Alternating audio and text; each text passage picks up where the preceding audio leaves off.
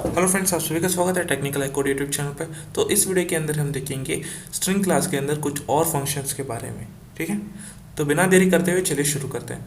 देखिए फ्रेंड्स, ये जो अभी फंक्शंस मैं बताने वाला हूँ, जो शो करने वाला हूँ, ये उतने इम्पोर्टेंट तो नहीं है, लेकिन हाँ एग्ज़ाम में पूछे जा सकते हैं। ठीक है, कितने मार्क्स के लिए? एक शायद कुछ डेफिनेशन पूछा जा सकते हैं, या फिर 1 मार्क्स के लिए, या फिर कोई एमसीक्यू के अंदर पूछा जा सकता है ना।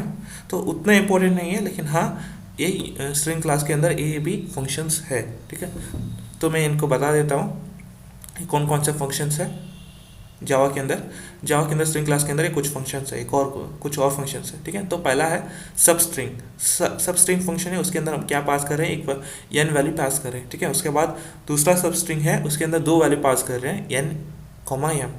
ये क्या क्या होता है मैं बताऊंगा। तीसरा है कॉनकैट फंक्शन। ठीक है, कॉनकैट फंक्शन। और चौथा है इंडेक्स ऑफ, यहाँ पे ओ के लिए कैपिटल है। ठीक है, उसके अंदर हम क्या करें, सिंगल कोड के अंदर एक पहला एक्स पास करें, एक्स वैल्यू। ठीक है, उसके बाद पांचवा है इंडेक्स ऑफ फंक्शन। ठीक है, और दोनों सेम है, इंडेक्स ऑफ, बस यहाँ पे दूसरा वैल्यू पास करें। ठीक है, यहाँ पे एक्स तो हम पास करें, इसी तरह हम दूसरा वैल्यू एन भी पास करें। इसी तरह सबस्ट्रिंग भी सेम है, एन एज यूजुअल पास कर रहे हैं, उसके बाद हम एम यानी दूसरा वैल्यू पास कर रहे हैं। ठीक है, तो मुझे ये 5 फंक्शंस हैं बेसिकली, और एक और 5 फंक्शन है स्ट्रिंग क्लास के अंदर। चलिए इसको वन बाय वन एक एक वीडियो के अंदर देख लेते हैं। तो सब इस वीडियो के अंदर हम क्या देखेंगे, सब स्ट्रिंग उसके अंदर एक ही वैल्यू पास करना है ना, एन वैल्यू, उसको हम इस वीडियो के अंदर देखेंगे। तो सीरियल वाइज वीडियोस के अंदर हम एक एक को कवर करते जाएंगे। तो इस वीडियो के अंदर सब स्ट्रिंग के बारे में और इसके रिलेटेड एक प्रोग्राम के बारे में भी हम देखेंगे। तो सबस्ट्रिंग ऑफ एन, ठीक है, एक फंक्शन है। ठीक है, ये क्या करता है, it returns a substring from nth index. ठीक है, ये क्या करता है, ये एक फंक्शन है जो कि सबस्ट्रिंग फंक्शन है। अगर मैं इसके अंदर ये एक वैल्यू पास करूंगा, एक वैल्यू मतलब ये जो कि एक हम स्ट्रिंग पास करेंगे, उस स्ट्रिंग की एक इंडेक्स वैल्यू पास करेंगे, उस इंडेक्स से जो कुछ भी आगे का जो स्ट्रिंग तक जो एंड तक इंडेक्स होगा ना, वो सारा के सारा जो कैरेक्टर है वो हमें रिटर्न करके देगा। ठीक है, returns a substring from nth index. ठीक है, इस इंडेक्स की जो कुछ भी हम वैल्यू पास करेंगे, उस इंडेक्स के लेकर कैरेक्टर जहाँ तक भी एंड होगा वहाँ तक हमें क्या करेगा, कैरेक्टर रिटर्न करके देगा। चलिए मैं इसको एग्जांपल के द्वारा आपको अच्छे से समझ आ जाएगा।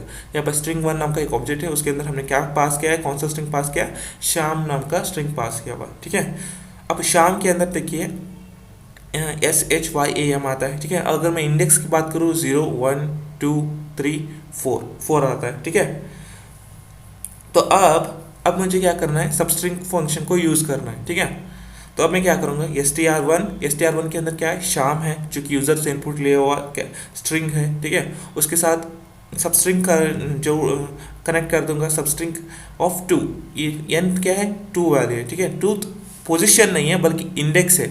इंडेक्स क्या है, y है। ठीक है, इंडेक्स क्या है, y है। तो अब क्या है, तो हम क्या कर रहे हैं, nth इंडेक्स से शुरू करें। तो यहाँ पे 2 मैंने पास कर दिया। अब कहता क्या है substring, it returns the substring from the nth index. यहाँ से जो कुछ भी वैल्यू आगे जाता है, सारे के सारे वैल्यूज को रिटर्न कर दो। 2 से लेके कितना वो स्ट्रिंग होता है उतना हमको सारे के सब कुछ रिटर्न कर दो। जो कुछ भी कैरेक्टर्स है वो सब कुछ रिटर्न कर दो, जो कुछ भी वैल्यू है या फिर कैरेक्टर्स है उन सब कुछ हमें रिटर्न कर दो।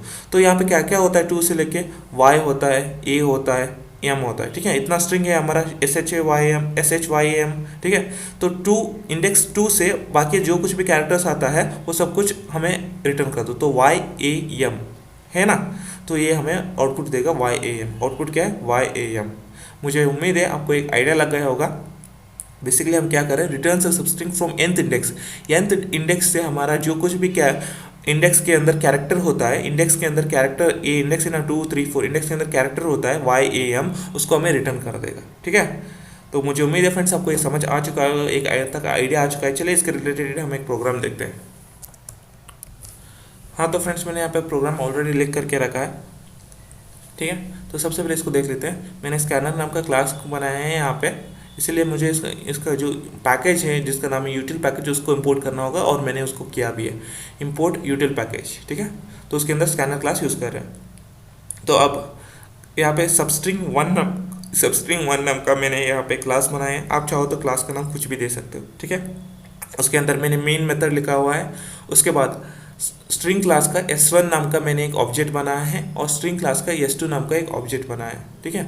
हालांकि हमें इसके लिए फ़िलहाल के लिए ये स्ट्रिंग S1 ही मुझे चाहिए, ठीक है। स्ट्रिंग S1 ऑब्जेक्ट ही काफ़ी है फिलहाल के लिए, आपको हमको S2 की कोई ज़रूरत नहीं है, लेकिन आप फिलहाल के लिए S1 ही बना दीजिए, काफ़ी है, ठीक है। स्ट्रिंग क्लास का एक मैंने S1 नाम का एक ऑब्जेक्ट बनाया है। उसके बाद मैंने क्या बनाया है, स्कैनर नाम का एक SC नाम का एक ऑब्जेक्ट बनाया है, स्कैनर क्लास का SC नाम का एक ऑब्जेक्ट बनाया है, ठीक है। उसके बाद मैंने पास किया हुआ है एक मैसेज पास के बाद एंटर फर्स्ट स्ट्रिंग या फिर एंटर स्ट्रिंग आप कुछ भी दे सकते हैं, ये आपकी मर्जी है। तो अब थ्रू ऑब्जेक्ट SC, थ्रू कौन सा क्लास का ऑब्जेक्ट, स्कैनर क्लास का ऑब्जेक्ट से हम नेक्स्ट लाइन मेथड क्या है, स्ट्रिंग क्लास के अंदर होता है। जब भी हम स्ट्रिंग क्लास प्रोग्राम के अंदर यूज़ करते हैं तब हम नेक्स्ट लाइन मेथड उस प्रोग्राम के अंदर यूज़ करते हैं, क्योंकि नेक्स्ट लाइन मेथड जो है स्ट्रिंग क्लास के अंदर होता है, ठीक है। थ्रू स्कैनर क्लास का ऑब्जेक्ट और नेक्स्ट लाइन मेथड क्या है, स्ट्रिंग क्लास के अंदर होता है। Through object SC and next line method से हम यूज़र से इनपुट लेते हैं और कहाँ पे जाके स्टोर हुआ है, S1 के अंदर जाके स्टोर हुआ है, ठीक है। S1 के अंदर जाके स्टोर हुआ है। तो अब क्या है, अब हम क्या पर हम system dot out dot println के अंदर क्या करें, S1 डॉट सबस्ट्रिंग ऑफ 2, ठीक है, ऑफ 2, ये सबस्ट्रिंग का ये फंक्शन बंद हुआ और एक ये system dot out dot println का पैरामीटर बंद हो गया, ठीक है। तो S1 के अंदर क्या है, यूजर से लिया हुआ इनपुट है और सबस्ट्रिंग से हम क्या कर रहे हैं, या इंडेक्स 2 से जो कुछ भी है, जो कुछ भी कैरेक्टर आता है वो हमें रिटर्न कर दो, ठीक है। S1 के अंदर बेसिकली क्या है, यूजर से इनपुट लिया हुआ, तो इसके साथ हम सबस्ट्रिंग क्या करें, अटैच करें। तो मतलब इस इनपुट के अंदर जो कुछ भी हम कैरेक्टर है उसका इंडेक्स 2 से जो कुछ भी वैल्यू आता है, जो कुछ भी कैरेक्टर आता है वो हमें रिटर्न कर दीजिए। तो इसका कहने का मतलब ये है, ठीक है। इट रिटर्न्स द कैरेक्टर और the value from the nth index, यानी फ्रॉम द सेकेंड इंडेक्स जो कुछ भी हमें कैरेक्टर आता है वो हमें रिटर्न कर दीजिए, ठीक है। तो ये होता है। तो आपको यहाँ पे स्ट्रिंग का S2 बनाने की कोई ज़रूरत नहीं है, ठीक है। तो आप इसको सेव करता हूँ, अब मैं इसको रन करके दिखाता हूँ। तो इस फाइल को आप कहीं पर भी सेव कर सकते हो, आपको कोई दिक्कत नहीं है। मैंने यहाँ पे नोटपैड पे देखा हुआ है, आप चाहो तो कोई भी आईडी पे भी लिख सकते हैं, कोई दिक्कत वाली बात नहीं है।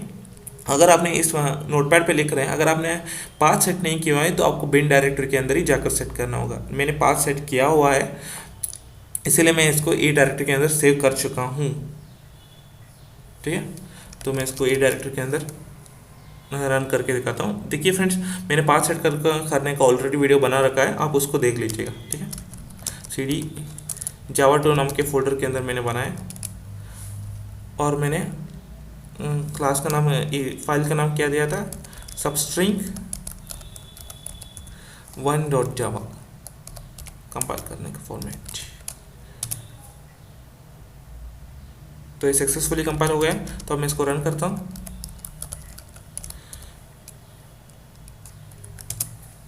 देखिए यहाँ पे मुझे मैसेज पास हो रहा है, एंटर फर्स्ट स्ट्रिंग नहीं हो, चलिए कोई बात नहीं, एंटर फर्स्ट स्ट्रिंग हो गया। तो अब मैं यहाँ पे पास करता हूँ राजेश। तो क्या है, मैंने यहाँ पे क्या आउटपुट दिया है, nth इंडेक्स के लिए 2 दिया है, ठीक है, 2 दिया। तो अब यहाँ पे 2 कौन सा पे आता है, 0 1 2, यानी JESH आउटपुट आना चाहिए हमारा। देखिए आउटपुट क्या है, JESH जी का हमारा मतलब जो हमारा जो प्रोग्राम वो सही से काम कर रहा है। चलिए इसको एक और बार करके देखते हैं। अब मैं क्या करूँगा, यहाँ पे मैं 10 दे दूँगा, ठीक है। अब क्या दे दूँगा, या फिर 5 दे दूँगा मैं, ठीक है। अब 5 दे दिया मैंने। चलिए इसको फिर से कंपाइल करके देख लेते हैं, एक सेकेंड, ये सब कुछ रहने दीजिए। अब मैं इसको फिर से कंपाइल करके देख लेते हैं, और यहाँ पे मैंने क्या दिया है, 5 दिया है। आप यहाँ पे दे सकते हैं, यानी 5th इंडेक्स से हमें जो कुछ भी आउटपुट मिलना चाहिए आप दे सकते हैं, ठीक है। 0 1 2, ठीक है। यहाँ पे 2 से शुरू हुआ था और 2 से सब कुछ है।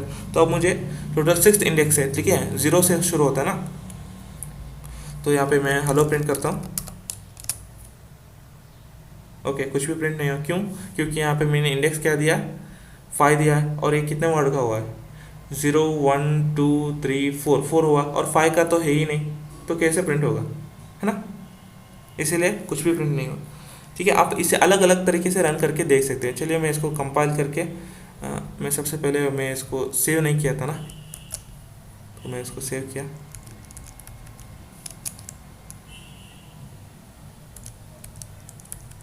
अब मैं इसको फिर से कंपाइल किया। अब मैं टाइप करता हूँ राजकुमार, ठीक है। देखिए यहाँ पे मैंने 5 तक है, 0 1 2 3 4 एंड 5, ठीक है। 5 कहाँ पर आता है, यू पे आता है, ठीक है। यू या मे आर, बाकी के जो कुछ भी nth वैल्यू है वो रिटर्न कर रही है, ठीक है। इस तरह से आप मल्टीपल टाइम्स अलग अलग तरीके से आप इनपुट डाल के चेक कर सकते हैं कि आउटपुट क्या क्या आ सकते हैं। तो इससे आपको पता चलेगा कि कैसा इनपुट डालने के बाद हमारा कैसा आउटपुट आता है, ठीक है। तो मुझे उम्मीद है फ्रेंड्स आपको ये समझ आ चुका होगा, ये पहला फंक्शन के बारे में जिसका नाम है सबस्ट्रिंग ऑफ nth वैल्यू, ठीक है। तो उम्मीद है फ्रेंड्स आपको ये समझ आ चुका होगा। अगले वीडियो में नेक्स्ट वीडियो में हम क्या करेंगे, ये नेक्स्ट फंक्शन के बारे में देखेंगे। इस वीडियो में इतना ही था। अगर कुछ भी डाउट हो तो कमेंट सेक्शन आप के लिए खुला है, तो कमेंट कर दीजिएगा, मैं आपको रिप्लाई जरूर कर दूंगा।